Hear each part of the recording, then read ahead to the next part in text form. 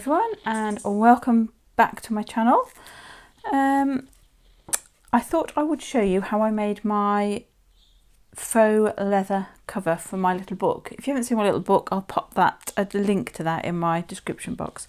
Now I'm only using this size because that is the size of a piece of scrap card that I had left over, and I thought, oh, I'm just going to use that.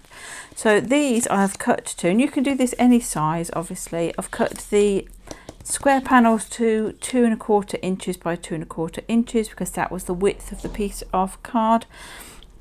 This hasn't really got a measurement. I just thought, how big a spine do I want? I don't know, something like that. So it's about 3/4 inch, something like that. Now the paper that I'm going to use, for the other one, for my book, I used Amazon packaging, just the stuff that your stuff comes wrapped with inside a box or something like that, that brown paper. Would you believe I can't find a scrap of it in the house anywhere, so I don't have any to show you. So what I've got here is just a piece of brown parcel paper, which I'm going to use the end of a roll, so it's a little bit curly, but you can use anything. I would imagine you could do it on virtually anything, but it has got to hold acrylic paint, so maybe like thin printer paper perhaps wouldn't be able to hold it. I don't know, I haven't tried it. Right, so I'm gonna put that to one side. So basically I just want I've got something which is about the size that I need. It's way too big. I'm going to cut it down to size, but I just want to make sure I've got plenty all around. So the first thing you're going to do with this is scrunch it up. So apologies, I'll turn the sound off hopefully. I'm going to scrunch it up into a ball, unscrunch it, scrunch it again, and see what it looks like. Okay.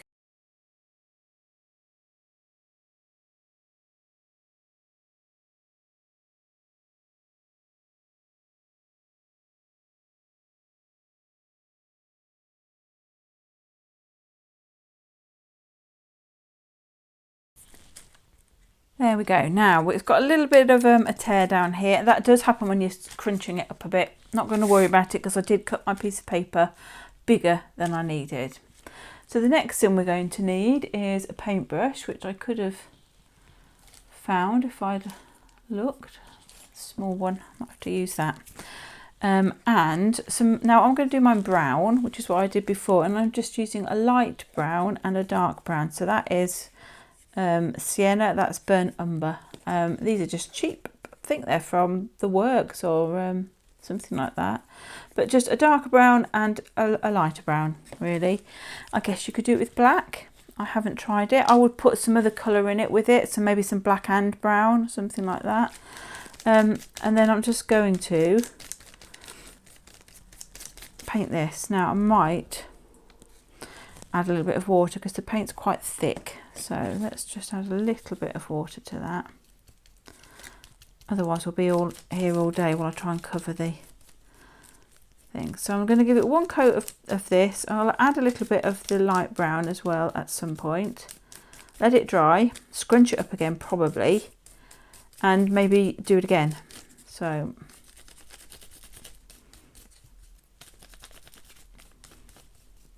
let's try this anyway.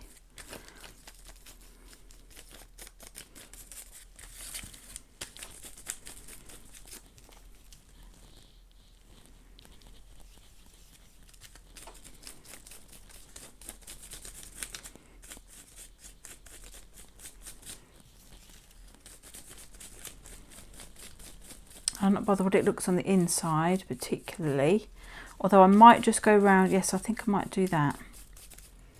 Around the inside edge. I'll show you why when we make the book up. But right, I think I'm going to need a little bit more paint, she says, squeezing a massive blob out.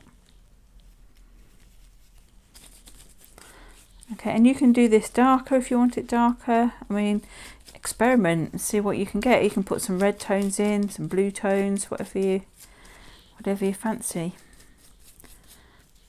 I'm just going to stick with what I did before, which was mainly use browns. Make sure we've got a nice good coverage. Now this paper's got kind of lines going through it. I don't know whether or not it's shown on camera, but you'll see that there's some lines, which I don't really want that coming through. Okay, so I'm not going to let that dry at all. I'm going to put some gold in it, some gold, some brown, light brown. Gosh, get your words out. That's a bit of that.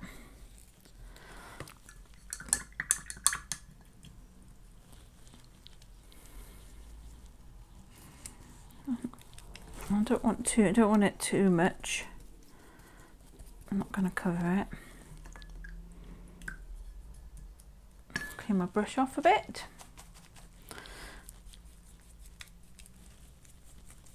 And just put some of this on. I'll probably end up going back on with the dark brown now because this is going to look too light for me. Just trying to give it a slight variation in tone, I think. Not so keen on that bit up there, but you can always go over it again. I probably will go over it again anyway. So the first thing I'm going to do is let that dry or help it along with my heat tool, and then I will be back. All right, so this is more or less dry. I think what I'm going to do is just scrunch it up a little bit. Now be very careful because it does get a bit fragile, especially if you haven't waited for it to dry fully like me. Let's stick with that. So I'm just trying to get some wrinkles in it. And now here you can add a little bit more. If you want to go a bit darker, you can go a bit darker. I mean, you can, it's up to you what you do really. You could go a bit lighter in some places. You could go a bit darker again. You could just give it a bit more, put a bit of black on it if you wanted. You could give it a bit of a black wash if you wanted to do that. I mean, I've no idea what that would do. It's really what kind of look you want, and you can experiment, like I said, but I'm just going to give it a little bit more like that, and I shall dry this again, clean up my mess, and be back. Right, it's quite dry now. I have given it a scrunch up. I might give it another scrunch just to get those wrinkles in, make it look a bit more aged. Something like that. And I'm going to go and get some gold. Well, I've got some on my desk actually somewhere. Let's have a look here.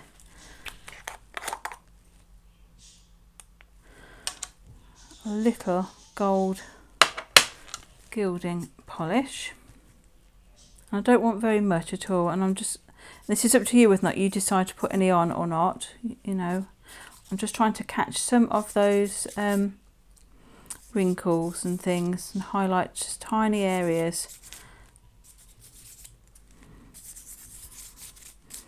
Don't want too much,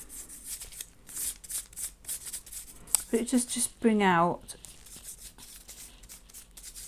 some of the wrinkles, and again help to make it look a little bit aged. Right, that will do me.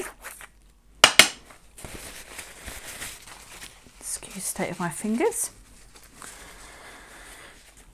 So that's what we've got. Now, I would suggest that I mean, it's okay. I don't think I did this with mine. I can't remember. I think I just left it as it was. But if we put some Mod Podge on it, it would make it a little bit more sturdy, and you could make it shiny, I think. Let's give it a go. Now, I'm pretty certain I didn't put any Mod Podge on my original one, but if I did, I didn't use this gloss one. But I'm going to try with the gloss this time. Oh, sorry. And see how it turns out. I'm hoping maybe I'll get a shiny sort of leather rather than like a kind of matte.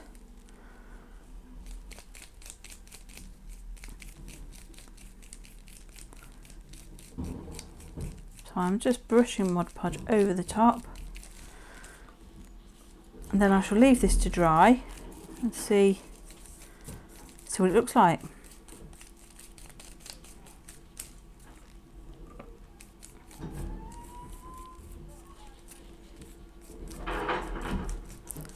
Sorry if you can hear anything, the recycling bins are being emptied.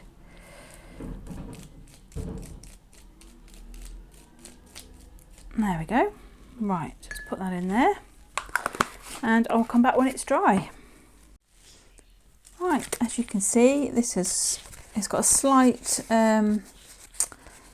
shine to it, I would say, and it does feel like a sort of shiny leather. And I'm going to just cover my book with it. It's a little bit wrinkled, but I think it will be fine. So let's crack on. Those are my hard covers. Let's just make sure we've got room. Should have plenty. I'll do it down here and trim it to size a bit more. It depends what I'm going to put in there. I have no idea yet. Something like that. Let's go down this end.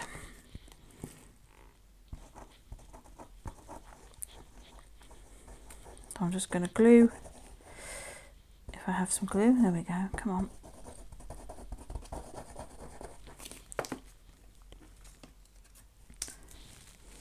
Give myself a little bit of a margin, and I could do with something to yeah, push that down with. And we'll want this.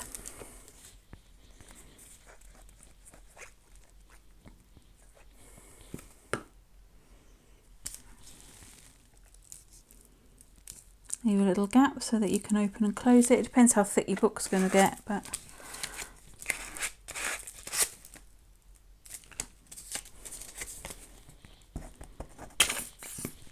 we're running low on glue. Never a good sign.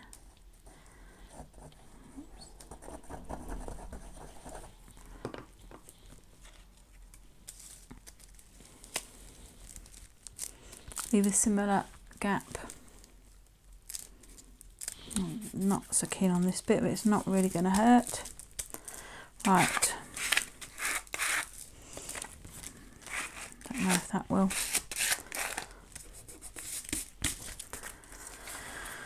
Right, I'm going to trim this a little bit, just so we've got not too much of an overhang. And then I'm going to just cut out my corners a bit.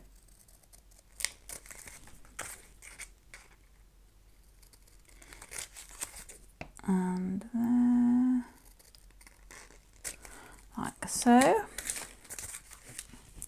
Then with the remaining glue, which isn't much, I'm going to just put some on there and on there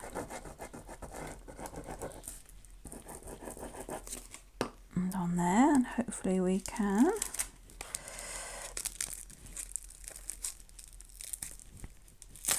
fold this over. I've got very gluey hands. I've just been doing more gluing, so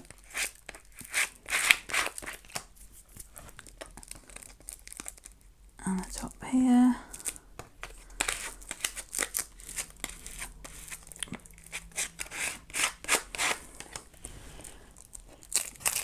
And the end. I mean, to be honest, I think I could have given it a few minutes more on the drying side. I've kind of rushed it a little bit. Okay. Hence it's a little bit sticky. Also doesn't help that my fingers are really, really sticky. But that is essentially a little book. And what I would do is, let's put that on there, stop it sticking quite so much. Just get some papers.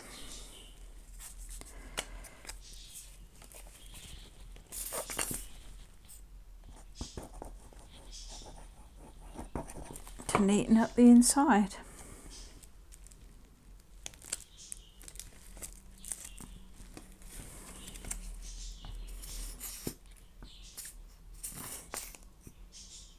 If you were worried about this tiny bit showing, you could always cover it with a piece that you've cut off like this and just stick a strip down there. I can't say I am that first, I'm just going to do this. By the time I've got something in there, no one's going to be looking at that bit.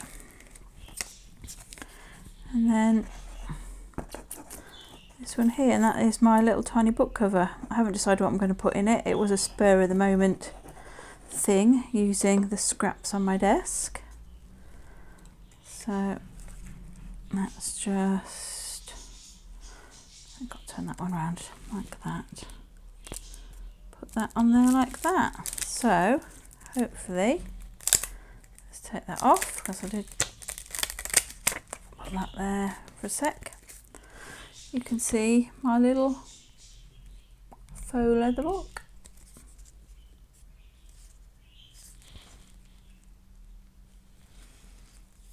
Oops, she says, dropping it. And you can always ink around the edges if you wanted to, make it look a bit more vintage, and I might do that. But since it's still a little bit sticky and my fingers are covered in glue, which isn't helping, I'm going to let that dry before I do anything else. But that is it, my little faux leather book cover. Thanks for watching, hope you enjoyed that. Stay safe and well, and I'll be back again soon. Bye for now.